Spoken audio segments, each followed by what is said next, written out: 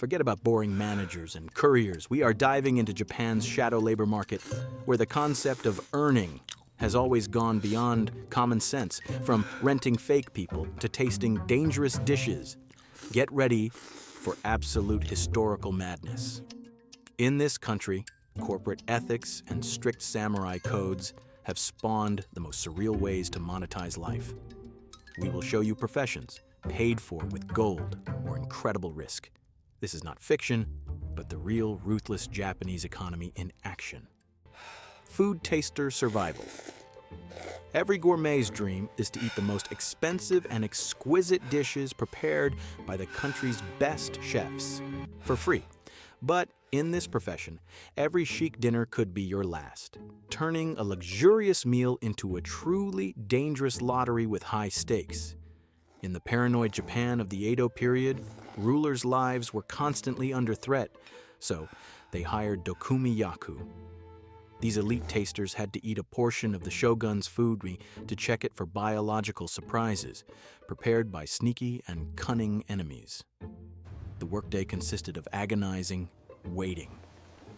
You eat a spoonful of soup and sit for a couple of hours under the close gaze of guards. If you showed no signs of illness and your pulse remained normal, the dish was solemnly served until it became absolutely ice cold. A man in a luxurious kimono slowly chews a rare delicacy, nervously listening to every single sensation in his stomach. The guards silently grip their sword handles, watching the sweat drops on his forehead, while the cooled soup awaits its high-ranking master. Fake family agency. Imagine standing at the altar, and half the guests in the hall sincerely cry from happiness, although you see these people for the first time. You literally have to pay strangers to brilliantly imitate friendship and save you from utter social disgrace. In modern Japan of the 21st century, social status means absolutely everything. So, the human rental market is incredibly in demand. You can legally hire an actor who will professionally play a perfect wife or a strict parent for an important meeting. The routine of such a hired friend requires maximum concentration and flawless acting. A person must learn the client's fake biography, habits, and favorite jokes in advance, so that not a single real relative at the banquet suspects a cunning trick. The happy groom makes a touching toast, looking at the crowd of hired students.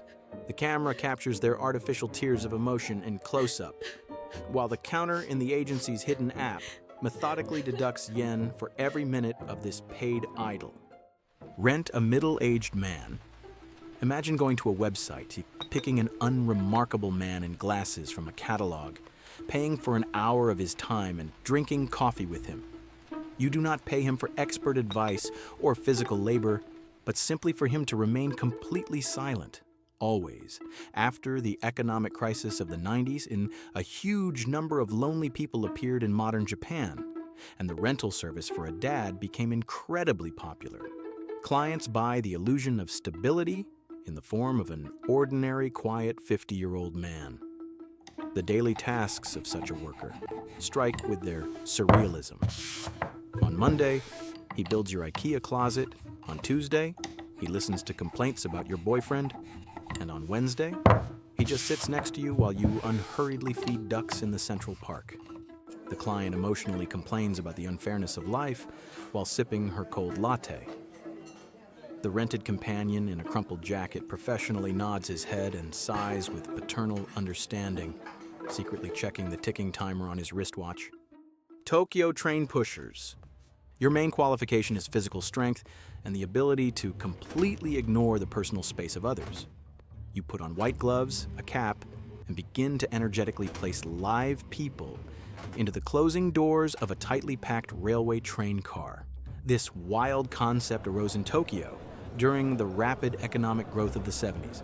The metropolis was choking from overpopulation, and railway companies introduced the position of osha to shove all clerks into trains without the slightest schedule delays. Every morning, the worker turns into a living press. He must masterfully push protruding arms, bags, and passengers' backs into the car without causing any injuries. This requires a perfect calculation of force. and an absolutely stony face in the morning crush. The departure signal sounds. The man in uniform elegantly throws his weight onto the back of a screaming businessman, pressing him into a solid wall of other passengers. The doors hiss shut, leaving only pressed faces and leather briefcases behind the glass. Professional mourners. Your task is to fall to your knees, cover your face with your hands, and start loudly, theatrically wailing at the farewell ceremony for someone you never even knew. The louder and better your hysteria, the more gold coins relatives will generously pay you. In old Japan, during the feudal period, a family's social status was determined by the scale of the ceremony.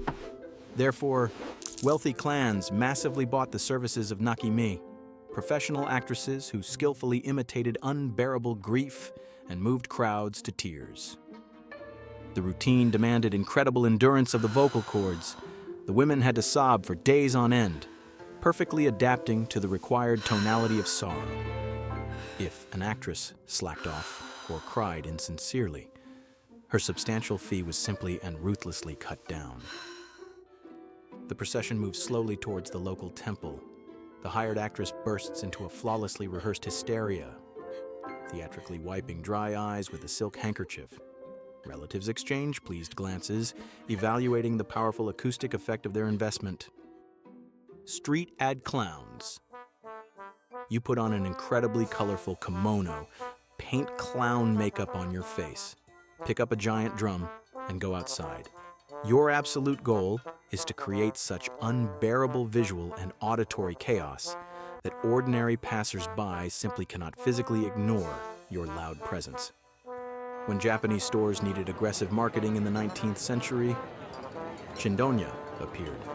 These strange street orchestras were hired by merchants to loudly shout about discounts and lure clients into the new trendy shops and restaurants of the noisy city. Daily labor consisted of forced marches through neighborhoods with heavy instruments. One beats cymbals, another plays the shamisen, and the third juggles umbrellas. This deafening orchestra had to shout over street noise and competitors at the nearby intersection. The strange troupe walks past shop windows, frantically strumming and howling old tunes.